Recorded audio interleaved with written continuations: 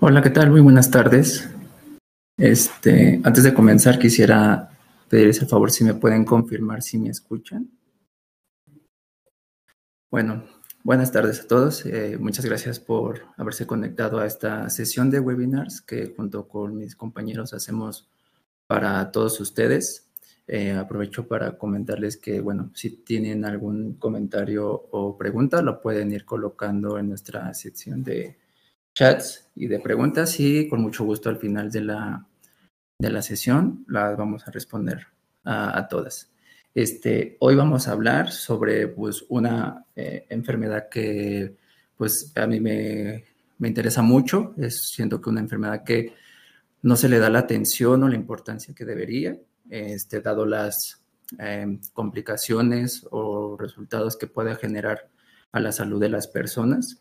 Y algunos datos, quiero compartirle algunos datos interesantes, probablemente algo alarmantes para todos, y con la intención más que nada de concientizar sobre esta enfermedad y transmitirles sobre cómo podemos cambiar para hacer este abordaje, cómo podemos cambiar nuestras técnicas, la forma de cómo podemos intentar hacer el diagnóstico para este tipo de patologías y sobre todo pues para lograr un diagnóstico oportuno.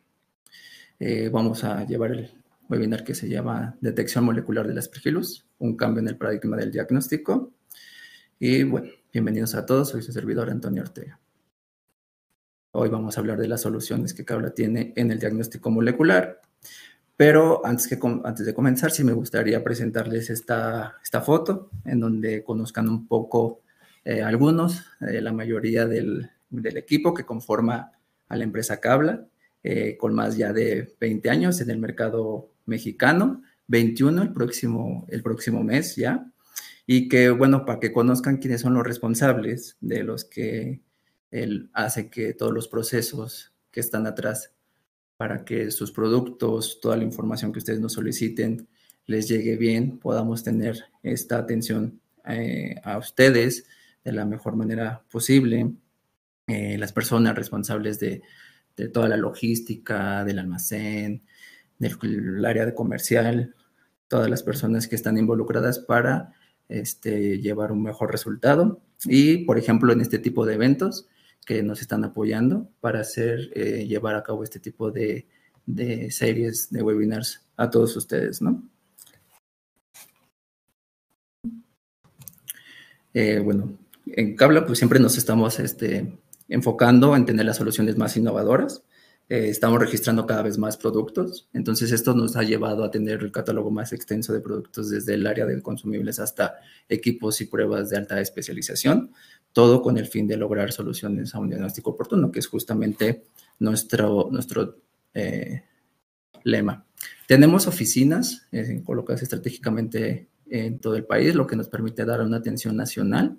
Nuestra oficina matriz se encuentra en Monterrey, pero hay otras dos oficinas que están, una en Guadalajara y otra en la Ciudad de México, que es donde yo me encuentro.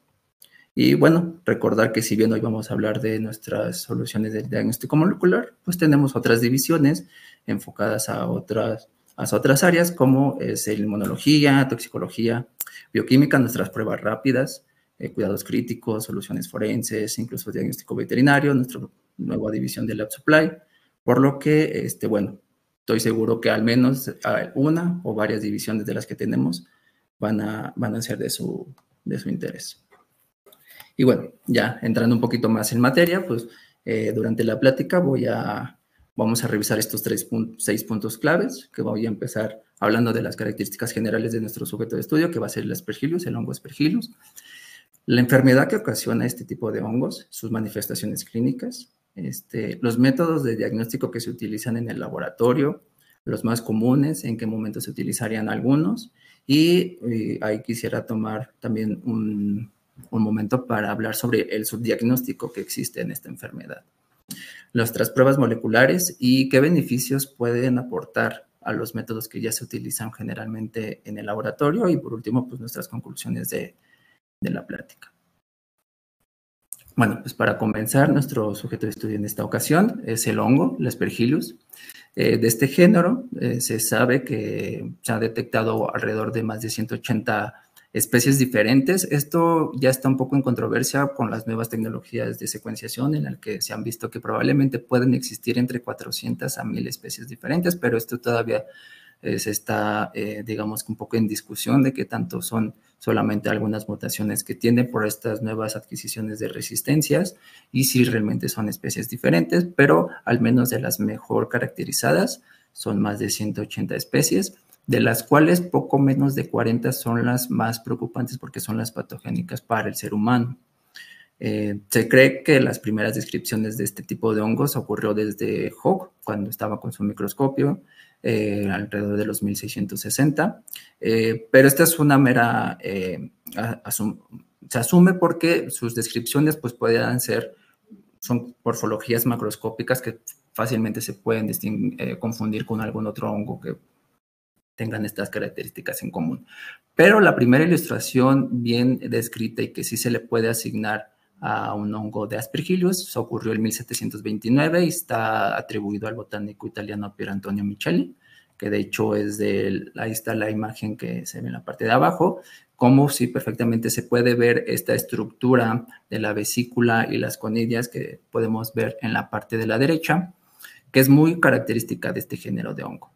Si bien hay muchísimas especies, sus estructuras pueden variar en cuanto al tamaño, color, tipo de estructuras ya más microscópicas y sus factores de virulencia cambian, pero digamos que sus estructuras son básicamente las mismas, están conformadas por una hifas septada, que esto es muy importante sobre todo para los patólogos y microbiólogos que utilizan estas tinciones, porque se ha visto que cuando se encuentran esta hifas septada, pues tienen un pronóstico peor para el paciente.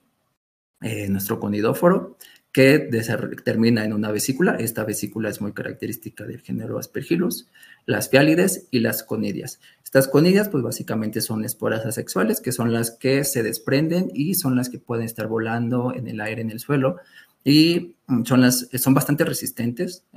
Lo voy a mencionar un poco más a detalle más adelante, pero son las que ocasionan las infecciones en los seres humanos. Estas son básicamente las responsables de que se pueda esparcir o difuminar a otros ambientes porque sus estructuras le permiten aguantar en ambientes bastante extremos. Estas son algunas de las morfologías macroscópicas del lado izquierdo y microscópicas del lado derecho en cuanto a cómo son sus colores, que se pueden distinguir perfectamente ya cuando están aislados en medios de cultivo y que, como podemos ver, sus estructuras básicas son bastante similares, pero pues hay algunas en las que la vesícula pues están con un poco más como si fuera de media luna, y otras que están completas. El color negro, por ejemplo, en Aspergillus niger, que es demasiado característico, pero nunca se tiene que tomar en cuenta los cultivos para una detección única, ya que existen otros hongos que tienen estas similitudes en cuanto a los cultivos y que solamente alguien con una habilidad bastante elevada puede hacer estas distinciones tan solo con los cultivos, por lo que no se recomienda que sea la única prueba para poder hacer la detección o la identificación de cada uno de los géneros de Aspergillus. ¿De dónde viene su nombre? Pues viene del latín asperjar, que se utilizaba para este hisopo, que nosotros conocemos en español, que es el que se utilizan para rociar agua en estos ritos religiosos. Una de las características de estos hongos es que están muy ligados a la salud de los humanos. Dos datos curiosos es que, por ejemplo, el Aspergillus terrus es el responsable de la producción de lovastatina, que pues es la encargada, bueno, nos ayuda luego a disminuir grasas en los seres humanos, pero hay otras especies que pueden producir aflatoxinas, que son toxinas bastante peligrosas y que pueden ocasionar cáncer en algunos órganos, en algunos pacientes. Como les comentaba, son bastante resistentes al ambiente en diferentes temperaturas bastante extremas. Arriba de 55 grados centígrados estas esporas, estos hongos aún pueden ser bastante viables, lo cual sin ningún problema es que cuando están adentro del cuerpo del ser humano, 37 grados no es nada, pueden aguantar sin ningún problema. Aguantan la desecación, la falta de agua, por lo que las esporas pueden estar bastante tiempo sin nutrientes, sin agua, y aún así va a ser bastante viables para cuando llegue algún hospedero y sean oportunistas para ellos. Los cambios bruscos de pH, inclusive ya en algunos estudios más recientes, en estudios que se han hecho en el espacio, han aguantado bastante bien los rayos ultravioleta y los rayos X. Entonces, este hongo, este género, pues aguanta bastante bien cambios de temperatura del ambiente muy extremos, por lo que no es de sorpresa que este tipo de hongo se encuentre prácticamente en cualquier parte del mundo. Si bien puede existir una cierta prevalencia de algún género en particular en algún lado de algún continente, en algún lado del planeta, la verdad es que se puede encontrar cualquiera en cualquier lado del mundo. Ahora, hablemos un poco de lo que ocasionan estos hongos, que es la aspergilosis. Y esta es una serie de enfermedades que provocan estos hongos, porque no podemos solamente clasificar uno en particular, porque va a depender mucho de su vía de entrada, del órgano que está invadiendo, que está colonizando. Ahí se van a ver las manifestaciones clínicas y si, por otro lado, la mayoría que pueden ser la vía respiratoria, que es la principal vía de acceso de este tipo de hongos por las esporas, son síntomas clínicos bastante vagos, que se pueden confundir y que eso es algo que tenemos que tomar en cuenta porque nos juega en contra, en el sentido de que como es muy vago, podemos empezar a planear todo nuestro algoritmo de detección, de diagnóstico, y podemos desviarnos pensando que es otra patología o otra bacteria inclusive, y no pensar en un inicio que es aspergillosis, sin embargo, puede ser el caso. Y sus consecuencias clínicas pueden ser bastante importantes. Como ya les comentaba, es como bolitas, lo podemos encontrar en cualquier parte del mundo. Y se ha visto que puede ser el primero, incluso el segundo hongo contaminante en el ambiente. Las cantidades que se pueden encontrar son bastante alarmantes. Y sí hay que considerar que si bien puede afectar a cualquier persona, no es que una ocupación sea de más riesgo. Otras, sí se ha visto que este tipo de esporas, este tipo de hongos se puede encontrar bastante en donde se manejan granos, donde se manejan cereales. Entonces, esas personas, aunque estén sanas, porque nosotros constantemente podamos estar aspirando esporas, pero nuestro sistema inmune nos está ayudando a que no nos enfermamos por una infección de hongos, estas personas, la cantidad de esporas que aspiran es bastante elevada, por lo que pueden ser consideradas como un grupo vulnerable ante este tipo de hongos.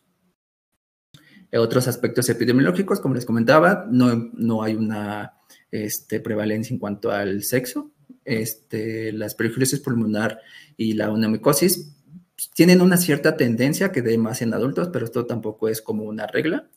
La autocomicosis y los estados de hipersensibilidad se ha visto un poco más en adultos jóvenes y siempre se relaciona muchísimo a pacientes inmunocomprometidos, ya sea por desnutrición, porque tengan algún otro cuadro importante como la tuberculosis, que sean inmunocomprometidos porque tengan linfomas, porque tengan una leucemia, porque estén bajo tratamiento de un trasplante de órganos, etcétera. Sí son una población en riesgo.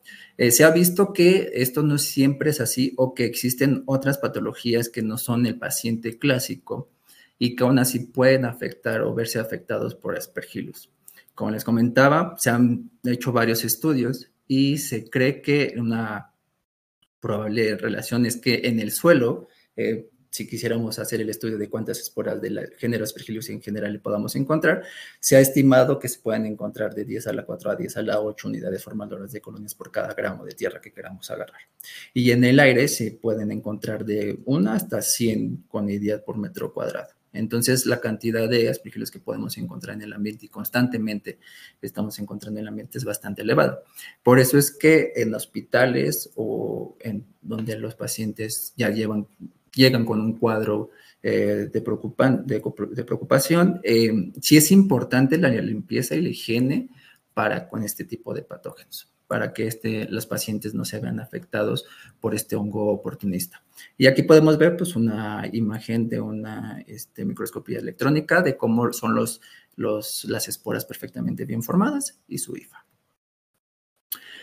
Como les comentaba, las presentaciones clínicas pues va a depender muchísimo del órgano afectado. Si bien la vía primaria de transmisión es por la vía respiratoria, eso no significa que en alguna herida cutánea abierta por ahí pueda entrar estas esporas y pues podamos tener presentaciones cutáneas en las uñas, incluso hasta en los ojos, ¿no? Teniendo queratitis micótica. Pero lo más común o lo que más siempre se relaciona con este tipo de hongo son, por ejemplo, los aspergilomas, cuando llega un hongo en una cavidad que haya dejado, por ejemplo, por tuberculosis o alguna otra etiología, o la infección pulmonar invasiva, y que esta se puede llegar a complicar cuando es diseminada. Puede empezar en el pulmón, pero es tanto que la enfermedad, la gravedad de la enfermedad, que se puede fulminar a cualquier otro órgano. Y aquí tenemos aquí abajo, por ejemplo, unas tomografías de cómo llega este hongo a colonizar la parte del cerebro, ¿no? Son complicaciones de enfermedades ya mucho más graves y preocupantes. ¿Cómo se hace el diagnóstico para este tipo de enfermedades? Pues primero, pues empezamos con la toma de muestra, que ahí ha habido controversia de en qué momento es mejor un tipo de toma de muestras que otras. Lo más común es que, como sean las vías respiratorias, la vía de entrada principal, pues sean esputos, lavados bronquialveolares, incluso exudados, y pues obviamente lo mejor para tener un resultado más oportuno y más identificar la etiología de manera precisa, pues sería una biopsia, pero pues esto no siempre va a ser la opción por el grado de invasividad que provoca este tipo de muestras. Entonces, los lavados bronquialveolares pueden ser una muy buena opción, aunque hay algunos médicos que no quieren hacerlo de primera instancia, quieren hacerlo con esputos, pero luego puede generar la dificultad de que no se puedan tener estas cifras o estas estructuras del hongo porque aún todavía no se desarrolla, o la cantidad, la forma en cómo se hace esta toma de muestra no es la mejor para que tengamos estructuras en el esputo. Cuando ya se tiene, por ejemplo, en las presentaciones cutáneas o ya se tiene como un aislamiento, pues un examen directo sin ningún problema podemos tratar de ver estas estructuras que les presentaba al inicio, y se ayuda con hidróxido de potasio al 10%, que es lo más común, o azul algodón, solamente para ver las estructuras. Cuando vemos, como les comentaba, son estructuras bastante peculiares del género, por lo que de inicio no necesitamos saber la especie, solamente con que veamos que es del género Aspergillus ya nos da una buena indicación de que lo que estamos viendo, siempre y cuando esto se haga con un ambiente estéril, porque como les comentaba, está en todos lados, y si no se manipula bien la muestra, es muy fácil de contaminar. Y entonces la parte o las partes que veamos de Aspergillus, pues no necesariamente significa que vengan del paciente, significa que a lo mejor en el laboratorio o en el proceso incluso de los mismos pacientes hacia el laboratorio no tuvieron el cuidado adecuado y se contaminó en el trayecto, ¿no? Entonces también hay que tener esto en mente al momento de hacer los exámenes directos. Los cultivos, estos hongos crecen en medios clásicos, en medios de sauró, agar, destroza, agar, papa, y pueden crecer, que pueden llevar de 1 a 3 días, incluso hasta 7 días. Son relativamente tardados, por lo que en casos graves, pues no son la opción, a no ser que se quiera extraer el patógeno, pero tengamos en cuenta que si el paciente está en un cuadro bastante grave, estos días son oro y necesitamos empezar a comenzar un tratamiento y no podemos esperar al resultado de un cultivo. Igual que los exámenes directos, pueden ser fácilmente contaminados si no se tiene los cuidados correspondientes para hacer este tipo de pruebas. Y bueno, otra de las pruebas de las más utilizadas y que son bastante buenas son las serologías, utilizando los factores de virulencia que tienen cada uno de estos hongos, por ejemplo, los glucanos. Se pueden liberar estos al momento de hacer las infecciones. Tienen un valor predictivo bajo y pues la especificidad puede también variar un poco. Los galactomananos también son liberados al momento de hacer la infección tisular, y estos son métodos algo indirectos en ocasiones. Y bueno, todo esto siempre va de la mano con las radiografías y las tomografías, sobre todo cuando son cuadros clínicos de las vías respiratorias. No pueden faltar esas imágenes. En cuanto aquí, aprovechando que les comentaba de los galactomananos, por ejemplo, ya sea estas pruebas son bastante buenas porque tenemos de Aspergillus galactomanano, el antígeno, porque pues, es por medio de la técnica de ELISA. Las técnicas de ELISA pueden ser bastante sensibles y bastante específicas, y en particular, en esta prueba, son pruebas de monodosis, es decir, no necesitamos juntar muchas muestras para el laboratorio para que pueda correr una técnica de ELISA, es una por paciente, no, en esta particularmente no se necesita una dilución previa de la muestra, funciona así directamente. El protocolo es simple y se tienen resultados bastante rápidos, los cuales para los casos graves es lo que queremos, tener resultados, información lo más pronto posible para comenzar con el tratamiento. Y ya vienen con sus controles de calidad individual, por lo que no necesitamos como hacer múltiples corridas o gastar más pozos, ¿no? Sin embargo, no hay que olvidar que en este tipo de técnicas puedan existir siempre este riesgo de existir reacciones cruzadas. Hay algunos medicamentos que si ya el paciente lleva con algún tratamiento pueden existir reacciones cruzadas y entonces nos pueden dar falsos positivos y ya la sensibilidad de este tipo de pruebas pueden llegar a fallar. Ahora, uno de los datos que me gustaría mucho que tomemos en cuenta es si bien los casos o la incidencia no es elevada a comparación de otras enfermedades, aquí en el cuadro de arriba son pacientes estudiados que van a recibir un trasplante sólido, su incidencia de que tuvieran una aspergilosis diseminada relativamente alta con los que tienen este problema, pero lo que me gustaría que tomara en cuenta es que aunque los casos sean bajos, la probabilidad de mortalidad en estos pacientes es bastante elevada. Entonces, cuando se llega a tener estos casos de una aspergilosis diseminada, una aspergilosis pulmonar invasiva, son un porcentaje de mortalidad bastante elevada, por lo que nuestras pruebas de laboratorio, tienen que ser lo más fiables posibles, eficientes y sobre todo oportunas, para que podamos empezar con el tratamiento a los pacientes. Ahora, otro dato que me encontré al estar haciendo la investigación sobre la enfermedad es que se tiene un subdiagnóstico, es decir, las personas fallecen y en muchas ocasiones no se logra distinguir qué fue la causa que provocó esta muerte. Yo solamente coloqué aquí 3 estudios diferentes, pero hay varios en los que se han visto que diferentes biopsias post-mortem, una vez que se logra comprobar que tuvieron una aspergilosis invasiva, por ejemplo, llegan a ser alrededor del 60, incluso hasta el 100% de las ocasiones. Entonces, hay muchos casos, un porcentaje bastante elevado de casos en los que se muere el paciente, fallece el paciente y no sabemos por el por qué. Y si es por esta ocasión de la aspergilosis invasiva. Entonces, sí hay que tener esto en mente, porque dado que sus síntomas pueden ser un poco vagos y podemos pensar que a lo mejor se trata de un cuadro de micobacteria, tener en cuenta, ser conscientes de que existe esta enfermedad y que también a la parte que se puedan estar haciendo otras pruebas para ver si se trata, de ejemplo, de una bacteria, tener estas pruebas que les comentaba del antígeno de galactomanano, por ejemplo, u otras de las que les voy a comentar para poder hacer la detección oportuna al paciente de la presencia de estos hongos. Ahora, ¿por qué puede ocurrir este subdiagnóstico? Estuve investigando las guías de las prácticas para hacer el manejo y el diagnóstico de la aspergilosis y me encontré con esta del 2016 en la que, bueno, mencionan que justamente los síntomas no son específicos y eso, para empezar, ya es una barrera importante.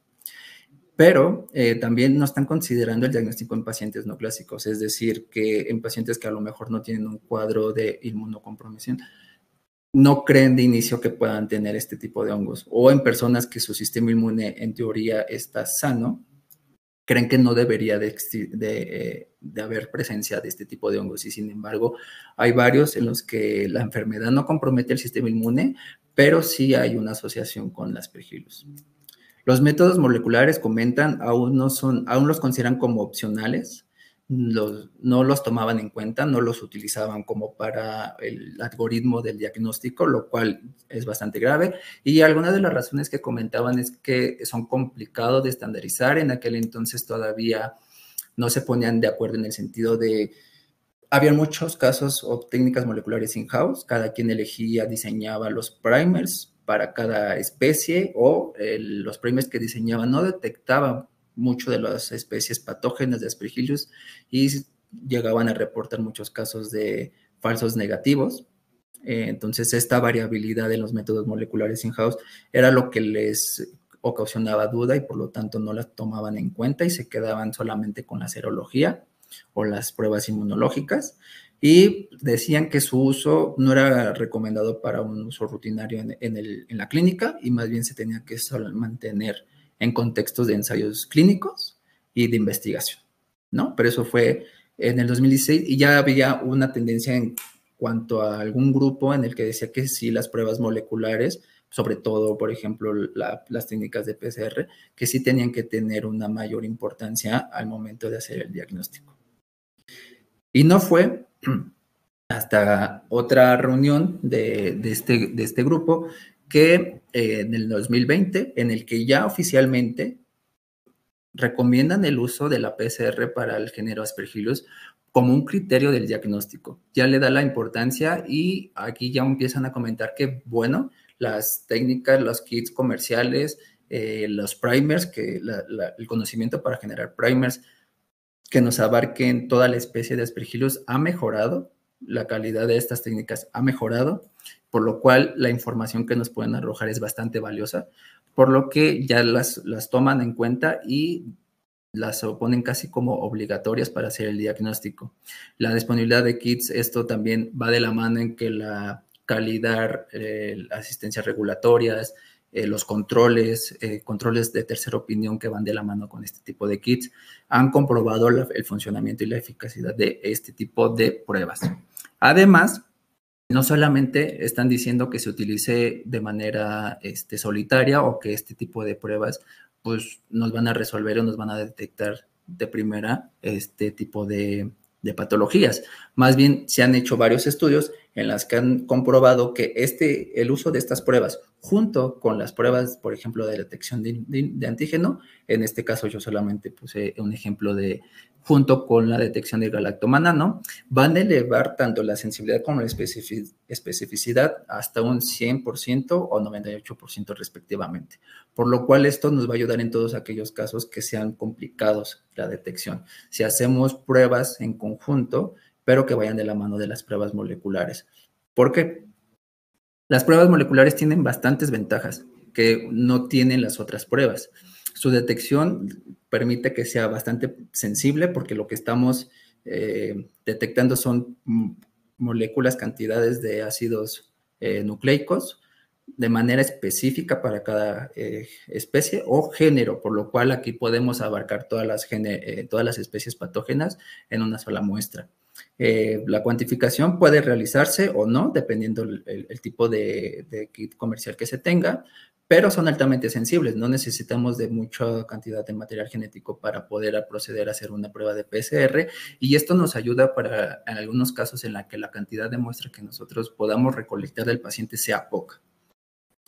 Igual podemos tener resultados en un tiempo muy corto, incluso en el mismo lapso, y ya el uso de otras sustancias químicas, como son los fluorómetros, nos permiten hacer la detección de múltiples especies, o aquí podemos agregar controles de calidad que nos permite asegurar que el proceso que estemos realizando sea de la forma más correcta posible, y hacer la detección de múltiples especies, como les comentaba, sobre todo si son clínicamente relevantes, como me gustaría comentar a continuación. Por ejemplo, nosotros contamos con este kit de la marca Gimprot, de la República Checa, en donde nos permite hacer la detección del género Aspergillus.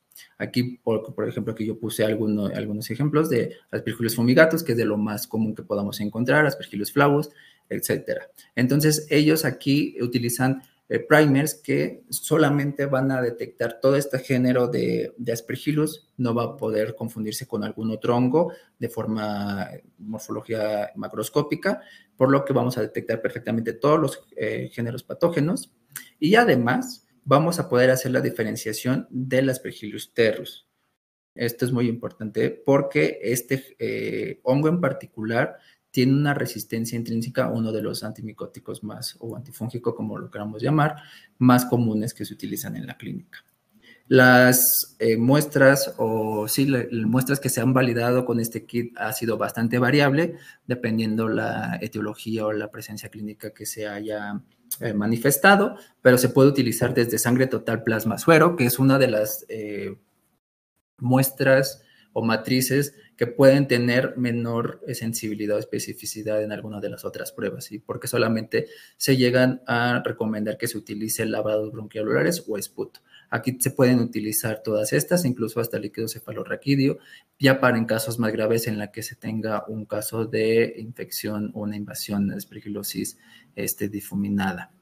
Y bueno, es compatible con la mayoría de los termocicladores porque solamente se utilizan 3 canales de detección, lo cual amplía el abanico de equipos que podemos utilizar y no se cierra solamente a un equipo específico de laboratorio.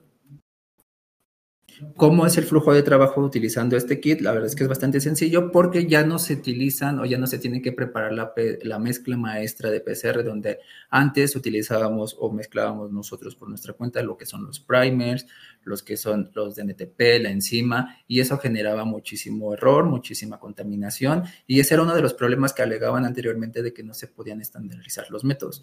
Aquí la MasterMic ya está lista, por lo que además de que garantiza una calidad en el producto, también en el flujo de trabajo del laboratorio lo facilita y lo hace más rápido.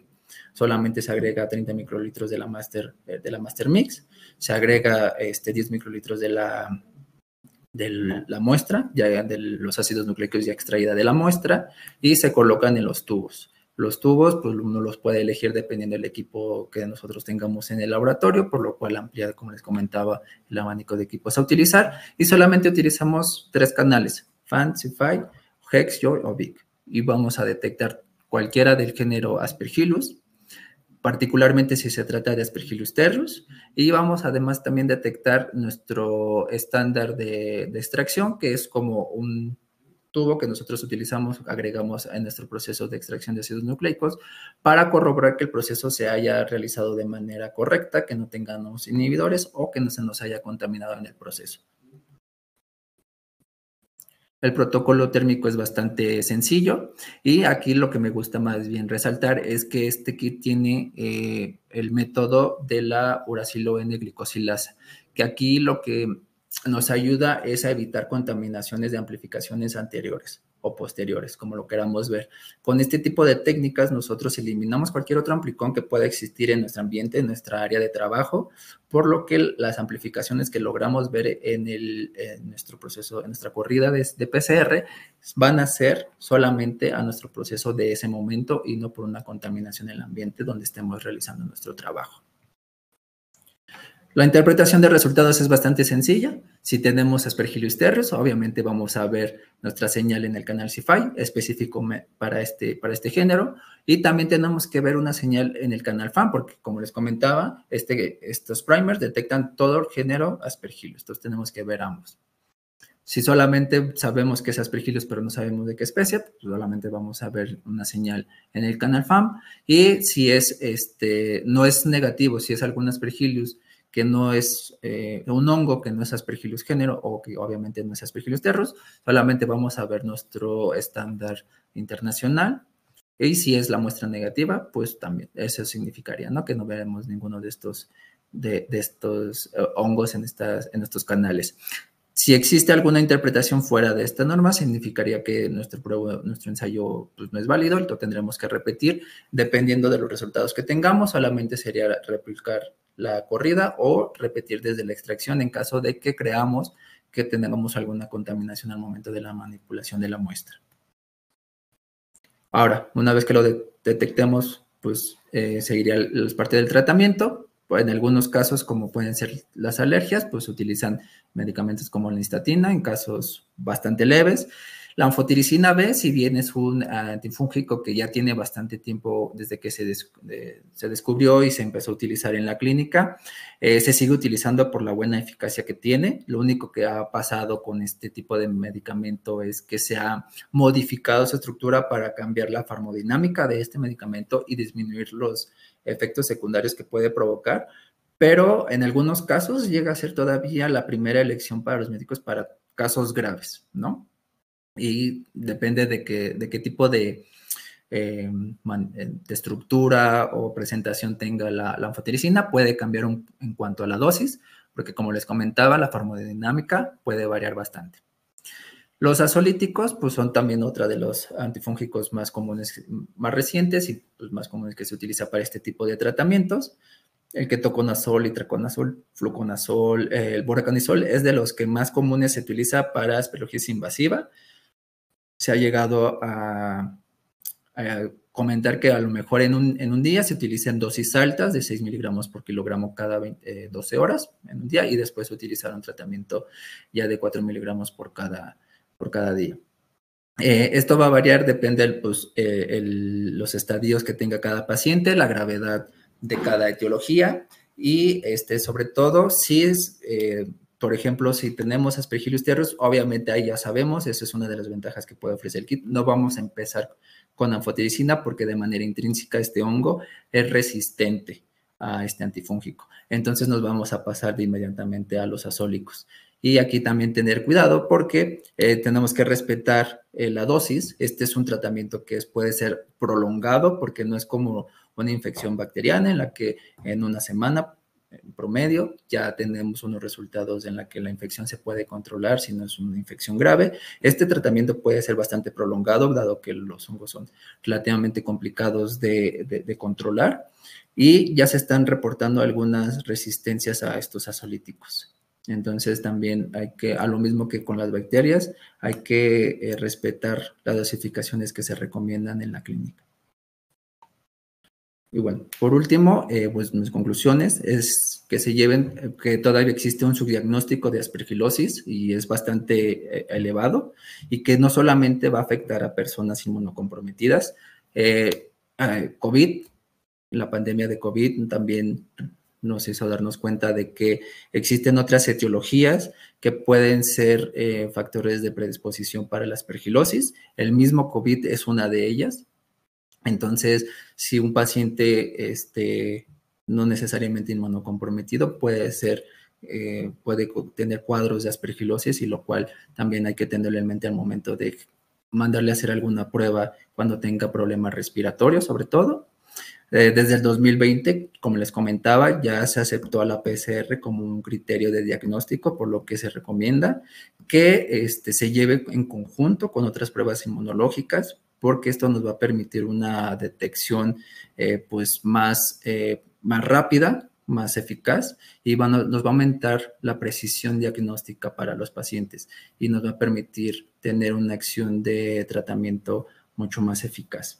Y bueno, identificar que el Aspergillus terreus, si es de manera temprana, nos permite saltarnos o elegir desde un inicio un tratamiento más eficaz e irnos a los azoles y no utilizar Anfo-B, ya que, como les comentaba, este tipo de Aspergillus tiene una resistencia intrínseca. No es que tenga una mutación, sino que su mismo genoma lo hace resistente a este antifúngico y pues podemos llevarnos a un tratamiento mucho más eficaz. Bueno, hasta aquí sería mi presentación. Voy a dejar unos minutos en los que si tienen alguna duda, algún comentario, con mucho gusto lo podemos ir revisando. Mientras, me gustaría comentarles que, bueno, como cada mes, como seguramente ya lo han visto, nosotros tenemos diferentes webinars. El próximo va a ser el 10 de julio, pero vamos a tener también varios webinars con temas bastante interesantes en las diferentes divisiones que les comentaba al inicio de la presentación. Entonces, para conocer cuáles van a ser los temas y todo eso, por favor, los invito a que escaneen este cuadro QR para que estén enterados de los temas que vamos a tratar próximamente y también invitarlos a nuestro próximo evento en LatinSub que se va a llevar a cabo el 30 y 31 de julio en el Centro Banamex para que nos acompañen. Ahí vamos a estar junto con nosotros. Y voy a esperar unos minutos en caso de que tengan alguna duda o pregunta. Y para aquellos que se queden al final, les tenemos una buena noticia, para que nos esperen al final de la presentación. Bueno, yo creo que les puedo ir adelantando la buena noticia. Es que pueden ser aceptores de hasta 1000 tubos de nuestros vacíos vacuum si se registran en este QR. Es muy sencillo, si nos ayudan a completar este registro, pueden ser recibidores de estos tubos gratis, pueden participar en cualquier momento. Por eso los invitamos, si bien estos webinars los pueden encontrar en nuestra página de YouTube, los invitamos a que nos acompañen en el momento, porque así se pueden enterar de nuestros próximos eventos, no se los pierden en el momento y pueden tener este tipo de promociones. Muchas gracias, Ruth.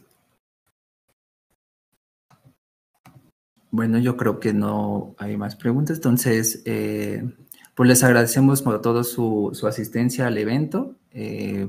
Como les comentaba, por favor, no se pierdan los próximos webinars que tenemos preparados para ustedes, con temas bastante interesantes. Y los pueden encontrar en nuestra página de Cabla, ahí en la sección de nosotros, en la sección de webinar. Vamos colocando nuestros temas que van a ver próximamente. Bueno, y eso sería todo por mi parte. Muchísimas gracias a todos.